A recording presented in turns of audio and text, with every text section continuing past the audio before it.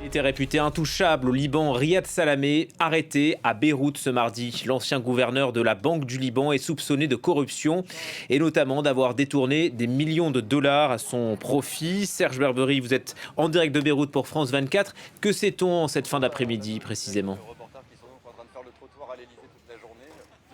Véritable coup de tonnerre de la justice libanaise alors que l'affaire Salamé patinait devant les tribunaux depuis plus d'un an. L'ancien patron de la Banque centrale du Liban, réputé intouchable et protégé par la classe politique, est donc actuellement en détention provisoire pour un complément d'enquête. Il a été arrêté en milieu de journée après une audition devant le procureur général. Selon des sources judiciaires citées par la presse locale, le délai légal de l'arrestation provisoire de Riyad Salamé serait donc de 4 jours. C'est la première fois que Salamé est inquiété à ce point par la justice libanaise pour des soupçons d'enrichissement illicite et de détournement de fonds.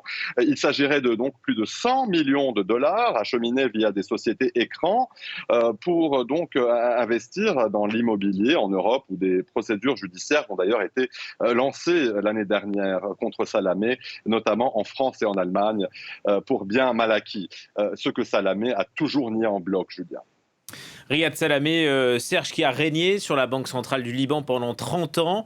Il est devenu au fil du temps la bête noire des manifestants libanais qui l'accusent souvent d'avoir vidé les caisses de l'État.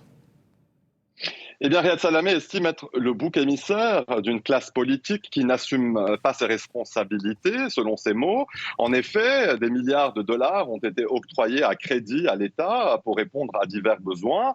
La Compagnie nationale d'électricité, par exemple, EDL, a siphonné à elle seule plus de 40 milliards de dollars ces 2 dernières décennies, sans réelle amélioration de la production et de la distribution d'électricité. On évoquait avec vous, justement, Julien, le blackout il y a quelques jours.